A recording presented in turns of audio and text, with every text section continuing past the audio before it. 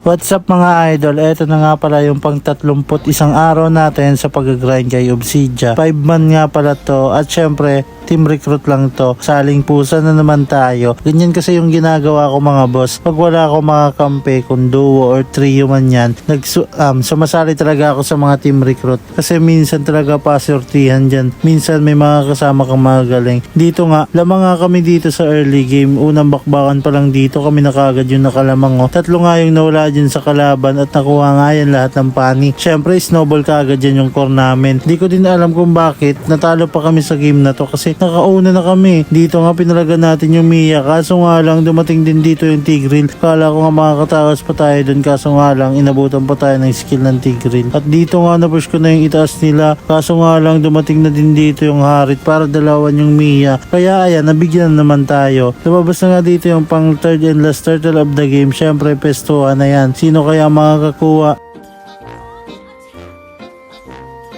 At nag-clear nga muna ako dito sa may gitna kasi di naman kaagad tayo dyan makakapasok. May mga skill pa yung mga kalaban.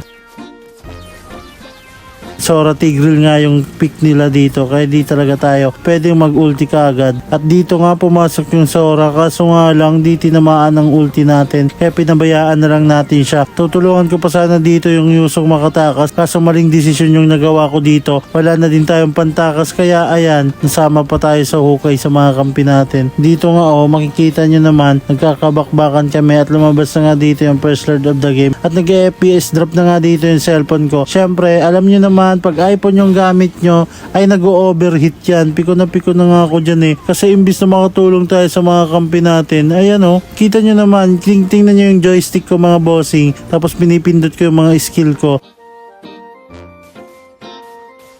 Nagsa-second skill nga ako dyan kasi nandyan na yung Sora. Nandyan na din sa harapan ko yung Tigreal kasi baka unahin tayo. Syempre uunahin talaga tayo nyan. Di tayo makakatakas. So ayun ini-spam ko na yung ino-auto-click ko na mababasag na yung cellphone ko kakapindot sa second skill natin para makalayo tayo sa mga kalaban. Wala iPhone yung gamit natin, di naman tayo makapagreklamo.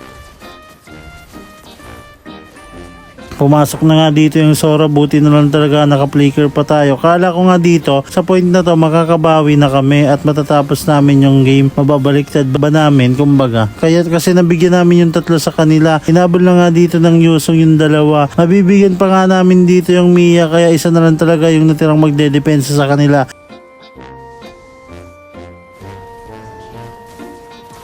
Kaso nga lang, wala kaming minion wave. May cannon minion naman kami dito. Kaso nga lang, wala nang buhay. Kaya ayan, mapupush nga namin dito yung first turret nila sa may gitna. At mag-aantay nga kami dito, karoon ng minion wave ulit. Pumasok nga dito mag-isa yung Sora. Syempre, bibigyan na natin yan. Umalis muna tayo kasi may ulti pa dito yung Tigreal. Ganda nga ng ulti dito ng Minotaur. Kala ko nga matatapos na talaga namin dito. Pinilit ko mabigyan dito yung Harit, kaso nga lang nakapag-dash pa siya at dumating na nga din dito yung Mia. Kaya ayan, tayo pa yung nabigyan. Double kill nga para sa kanya. At lumabas na nga dito yung second lord of the game. Di pa nga kami nakakalapit, hinaharangan na kagad kami. Kaya ayan, tamang pre-hit lang tayo dito. Di tayo pwedeng pumasok kagad dyan. Gamitin yung ulti kasi may ulti pa nga yung Sora tapos yung Tigreal. Nagback na nga lang kami dyan ng panyo kasi dalawa na lang kami natirang magdedepensa. Nahabol tayo dito ng Harit. At nasa harap na din natin yung Mia. Kala ko nga madedepensahan pa dito ng pani yung base namin. Yung Malakay ribang depensa pag gamit niya yung pani. Kaso nga lang, ayan, natapos na. Good game sa mga kampi at nakalaban ko dito. Hanggang dito lang yung video natin mga idol. Salamat sa panonood. See you next video. Kung nga pala si mga nagpapalala sa inyo, manalo matalo, huwag kayo maging toxic sa kampi nyo. Ingat kayo palagi. God bless.